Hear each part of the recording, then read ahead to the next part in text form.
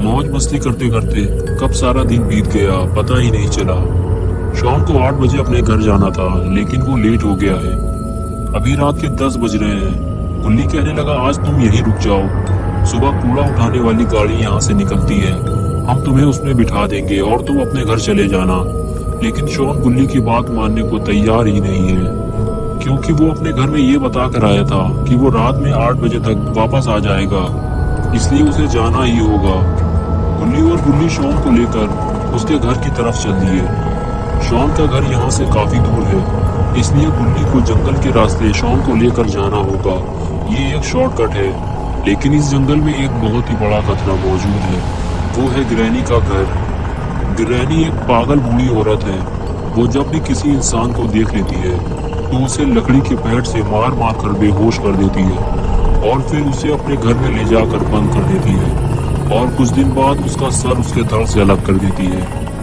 ये तीनों जैसे ही ग्रैनी के घर के सामने पहुंचे तो गुल्ली स्कूटर रोक कर खड़ा हो गया और ये देखने लगा कि ग्रैनी के घर के सामने एक आदमी मोटरसाइकिल लेकर खड़ा हुआ है और वो कुछ अजीब सी हरकत कर रहा है। शायद उसकी मोटरसाइकिल खराब हो गई है और वो उसे ही ठीक कर रहा है। गुल्ली कहने लगा, शायद इसे पता नहीं है ये किसके घर के सामने खड़ा हुआ है। शॉन कहने लगा, हाँ शायद इसे पता नहीं है। गुल्ली कहने लगा, हमें इसकी हेल्प करनी चाहिए और उसे बताना चाहिए कि वो एक पागल औरत का घर है, वहां से हट जाओ।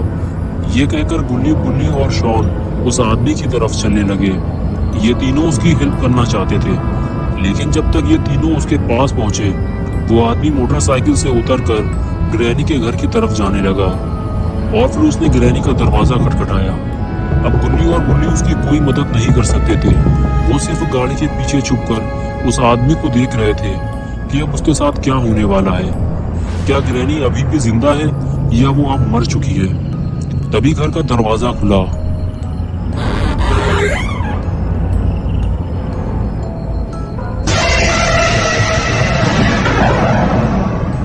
और उसे एक ही झटके में अंदर खींच लिया गया। ये देखकर तीनों के होश उड़ गए। शॉन कहने लगा, ग्रैनी उसे अंदर खींच ले गई है। उसके बाद गुल्ली और गुल्ली आपस में बात करने लगे, उस आदमी को ग्रैनी के चंगुल से कैसे बचाया जाए। शॉन गुल्ली और गुल्ली की बातें सुनते हुए बोला, मुझे ग्रैनी से बहुत ज्यादा डर लगता है, लेकिन मैं तुम लोगों के साथ चलने को तैयार हूँ। और उसके बाद गुल्ली और शॉन ने घर के अंदर जाने का फैसला किया, लेकिन ये तीनों अंदर जाएंगे कैसे? तभी तीनों की नजर ऊपर रखी हुई सीढ़ी पर पड़ी। अगर ये सीढ़ी नीचे होती तो ये तीनों ऊपर चढ़ जाते। तभी गुल्ली और गुल्ली के दिमाग में एक आइडिया आया। ये दोनों ने शॉन को बलि का बकरा बनाया और उसे सीढ़ी लाने के लिए ऊपर भेज दिया।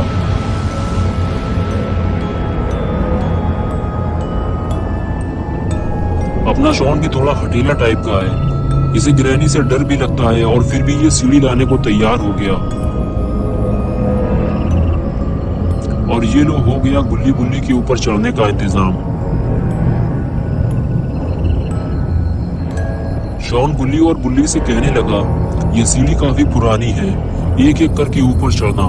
लेकिन जैसे ही गुल्ली ऊपर चढ़ने लगा तभी गुल्ली भी पीछे से आ गया। लेकिन ये सीढ़ी काफी मजबूत है, इसलिए टूटी नहीं। गुल्ली ऊपर आके ही बोला, ग्रैनी के कान बहुत तेज हैं, इसलिए कोई आवाज मत करना। अगर तुम लोगों का पेट खराब हो या आगे पीछे से कोई आवाज निकालनी हो तो यही निकाल लो। अंदर जाने के बाद पू पा मत करना, समझ गए? आओ मेरे पीछे।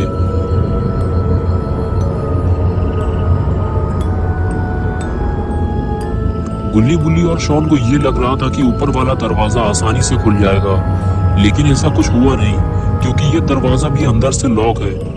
अब कोई और इंतजाम करना होगा। गुल्ली बोला, शॉन सीढ़ी लगाओ, हम लोग ऊपर चलकर देखते हैं।